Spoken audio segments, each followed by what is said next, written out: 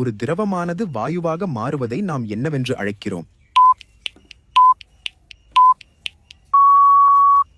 ஆவியாதல். பூமியின் மையப்பகுதி என்னவென்று அழைக்கப்படுகிறது?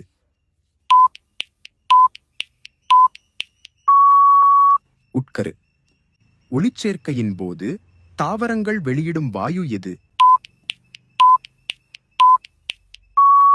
சரியான விட தெரிஞ்சா கீழே காமெண்ட்ல போடுங்க. டெய்லி புதிய பொது அறிவு தகவல் வேண்டுமா அப்படின்னா ஃபாலோ பண்ண மறந்துடாதீங்க. அணுவின் எந்த பகுதி எதிர்மறை மின்னூட்டத்தை கொண்டுள்ளது?